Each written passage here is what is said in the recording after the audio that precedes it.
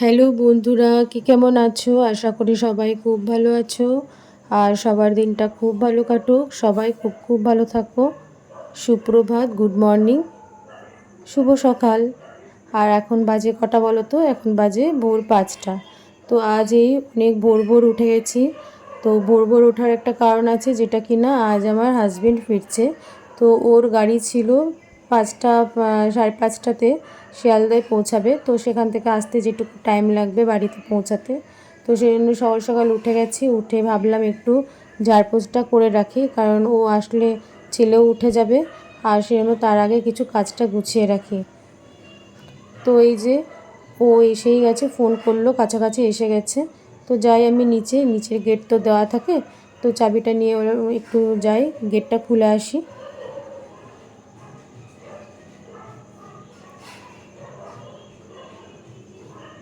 তো দেখতে পাচ্ছ এখন বেজে গেছে সকাল 7:30। আর এই যে বাবা আর ছেলের মধ্যে এখন প্রচুর গল্প চলছে। ছেলের তো এত মাসের জমা যে গল্পগুলো, মানে যত গল্প রয়েছে, যত কথা আছে, ও ভাবছে সব এখনই মনে হয় সেরে ফেলবে বাবার সাথে। তো যাই হোক, এখন বাবাকে কত কিছু দেখাবে, বাবাকে এখন কত কিছু বলবে, এই সমস্ত চলছে দুজনের মধ্যে। তো ছেলে তো খুবই খুশি, হাই তো দুজনে তো খুব খুশি। তার মধ্যে বাবাকে আরও কী কী গেম খেলছে, ও গেমে কী কী স্কোর করেছে সেই সমস্ত দেখাচ্ছে। আর এখন তো রোবলক্সের যুগ, মানে বাচ্চারা মানেই হচ্ছে রোবলক্স, সেই সব। আর এখন বাবার সঙ্গে তো বসে প্রচুর এখন মানে গল্প হবে, মানে বাবার সাথেই এখন কাটাবে। হ্যাঁ, তো এখন খুব মজা, অনেকদিন পরে ফিরেছে তো।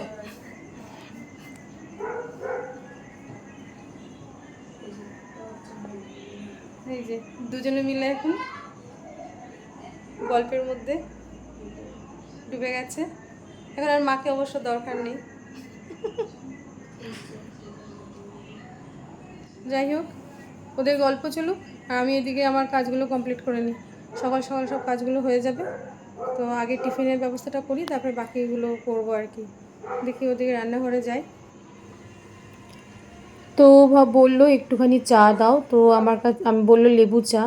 তো অনেকটা জার্নি করে এসেছে, তো একটু লেবু চাটা খেলে একটু ক্লান্তিটাও একটু ঠিক হবে। তো তার সঙ্গে একটু লিটল হার্ট প্যাকেট আগে থেকে ছেলে আগের দিন কিনেছিল, সেটাই ও বললো আমাকে তাহলে একটু লিটল হার্টই দাও। তো এই যে লিটল হার্ট দিয়ে হাফ কাপ মতো একটুখানি লেবু চা করে দিলাম। ওটাই ওকে আগে দিয়ে আসি, তারপরে টিফিনটা বানিয়ে নেব।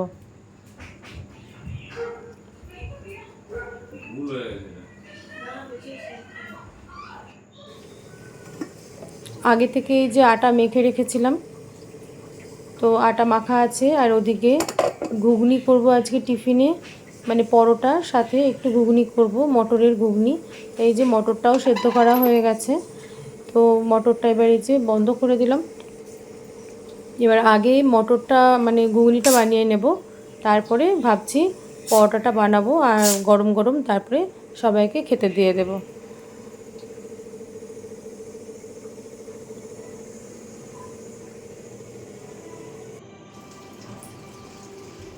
তো এই যে মটরের ঘুগনি বানানো হয়ে গেছে, দেখতে পাচ্ছ। তো বাটিতে করে আগে ওর বাবার মানে ঘুগনি আর ওদিকে পরোটাটা দিয়ে আসি। তো ওর বাবা খুব পছন্দ করে মটরের ঘুগনি হলে তার উপরে কাঁচা পেঁয়াজ, কাঁচা আর একটু শসা কুচি এগুলো, আর উপরে হালকা একটুখানি ধনেপাতা কুচিও দিলাম, সাথে একটু কাঁচা লঙ্কা কুচিও দিয়ে দিলাম, আর হালকা করে অল্প একটু বিট নুনও দিয়ে দিলাম। ঘুগনির তো এটাই মেন। শুধু একটা জিনিস বাদ গেল, কি বলো তো সেটা হচ্ছে তেঁতুলের টক জলটা, যেটা কিনা রুটি বা পরোটা দিয়ে যায় না, তো টকটা আর কি।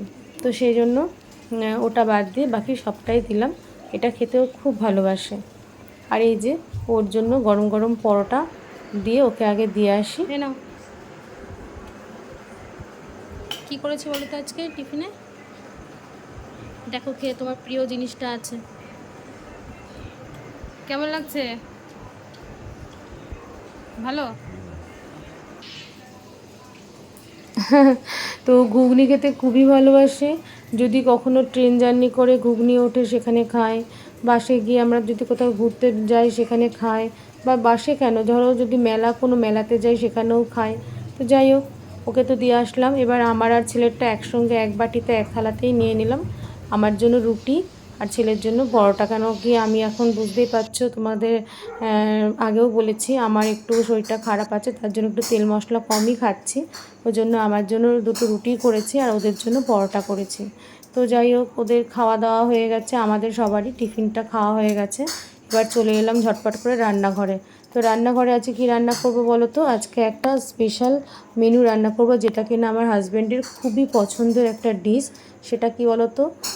আশা করি দেখে বুঝতে পারছো এটা কি। এটা হচ্ছে এই যে গাঠি কচু। তো এই গাঠি কচুটা আগে একটুখানি এই যে গরম জলটা ফুটে উঠেছে, ওর মধ্যে গাঠি কচুগুলো দু টুকরো করে ওর মধ্যে একটুখানি ফুটতে দেবো, মানে হাফ সেদ্ধ হবে সেরকম করে ফুটতে দেব। তো গাঠি কচু দিয়ে আজকে মাছের ঝোল বানাবো। এই গাঠি কচু দিয়ে মাছের ঝোল ঝাল ঝাল করে আমার হাজব্যান্ড খুব ভালোবাসে।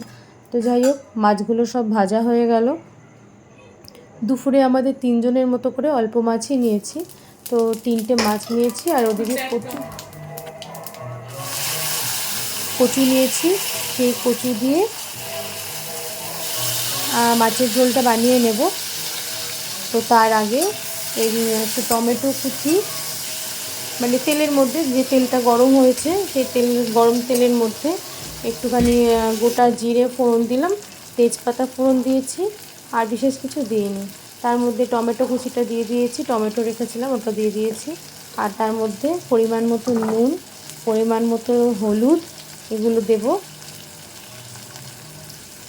দিয়ে এটা হালকা আছে একটুখানি রেখে, মানে টমেটোটা একটু তেলের মধ্যে গলে যাওয়া পর্যন্ত, মানে নরম হয়ে যাওয়া পর্যন্ত ওটা রেখে দেবো।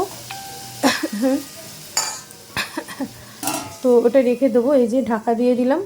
তারপরে একটু পরে ঢাকা খুলে টমেটোটা নরম হয়ে গেলে, এই যে দেখতে পাচ্ছি নরম হয়ে গেছে, এবার এটাকে ভালো করে নেড়ে চেড়ে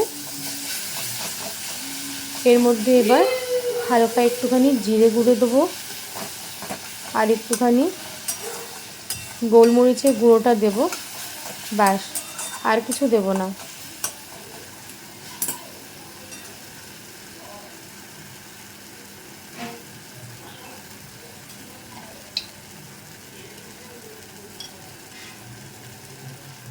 আর আগে তো দেখেইছো নুন হলুদ পরিমাণ মতো দিয়ে দিয়েছি, কেন কি কচু মাছ এগুলোর মধ্যে যেটুকু নুন বা মানে নুনটা দরকার হবে স্বাদ অনুযায়ী সেটা কিন্তু আগেই দিয়ে দিয়েছি, তোমরা দেখেছো। এখন শুধুমাত্র এই জিরে গুঁড়ো আর গোলমরিচ গুঁড়োটাই দিলাম। দিয়ে এটা একটু ভালো করে নেড়ে নিয়ে এবার সেদ্ধ করে নেওয়া কচুগুলো এর মধ্যে দিয়ে দেবো। দেখো অনেক সময় কি হয়, বর্ষাকালের গাঁটি কচুগুলো না একটু গলা ধরে যায়। তো সেক্ষেত্রে কী হয়, তোমরা যদি যারা জানি না, অনেকেই তো অনেক রকমভাবে করে।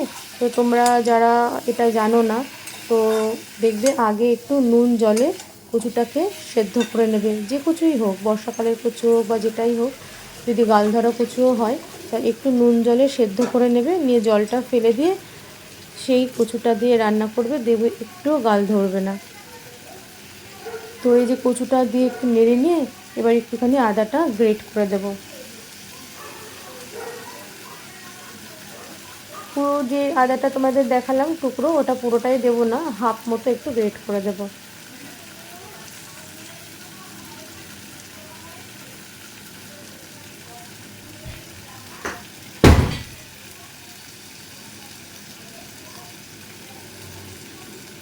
এবার ভালো করে কচুটাকে নেড়ে নেড়ে একটু মানে হালকা কষা কষা মতো করব।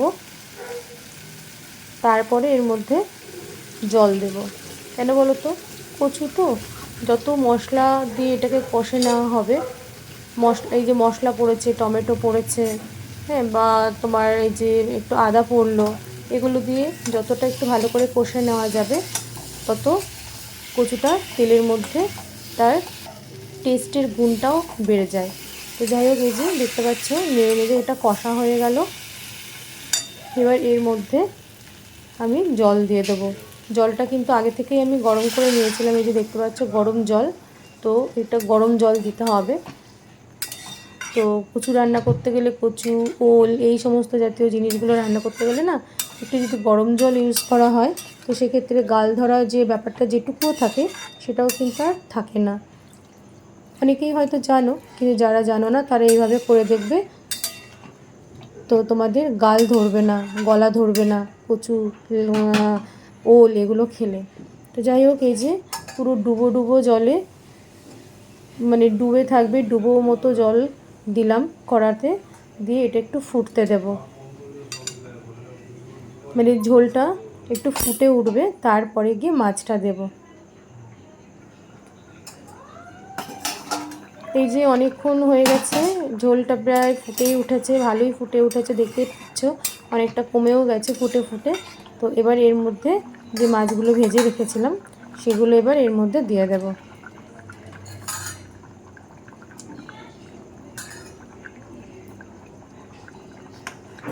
এবার এই মাছ, মানে মাছগুলো দিয়ে কচুর এই ঝোলটা হালকা আছে এবার ফুটতে দেব। বেশ খানিকক্ষণ একটুখানি ফুটে ঝোলটা প্রায় অনেকটাই কমে যাবে, মানে পরিমাণ মতো কমে যাবে, যেটা আমাদের খাওয়ার মতো হবে, আমাদের তিনজনের খাওয়ার মতো। বা ধরো একটুখানি আর একটু কমে গিয়ে ঝোলটা বেশ একটু গ্রেভিটা ঘন ঘন হবে, সেরকম মতো এটা কমে গেলে নামিয়ে নেব। এই যে দেখতে পাচ্ছ অনেকটাই কমে গেছে, ঝোলটা প্রায় হয়েই গেছে, এবার এটাকে নামিয়ে নেব।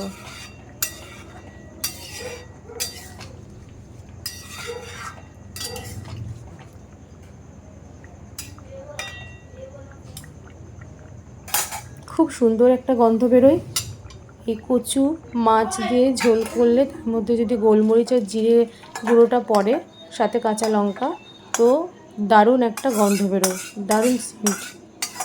তো এই যে আমার কচু দিয়ে মাছের ঝোলটা তো হয়ে গেল, আর এবার কড়াটা ধুয়ে আবার ওভেনে বসিয়ে দিলাম। আর এবারে যেটা করব সেটা তোমাদেরকে, এই রেসিপিটা তোমাদেরকে আগেও আমি আমার অন্য একটা ভিডিওতে পাঠিয়েছি। তো এটা হচ্ছে কি, ওই যে চিংড়ি ঝিঙে চচ্চড়ি। তো আমি তো যেটা করি, কাঁচা মানে তেলটা গরম হলে তার মধ্যে একটুখানি পাঁচফোড়ন দিয়ে কাঁচা চিংড়ি মাছগুলো দিয়ে দিই। এবার কাঁচা চিংড়ি মাছগুলো হালকা আছে নেড়ে ভাজা ভাজা মতো হবে বা একটু লাল লাল মতো হয়ে যাবে, তারপরে আমি কেটে রাখা টুকরো টুকরো বা ডুমো ডুমো করে কেটে রাখা যে ঝিঙেগুলো ধুয়ে রেখেছি সেগুলো এবার এই চিংড়ি মাছের মধ্যে দিয়ে দেব।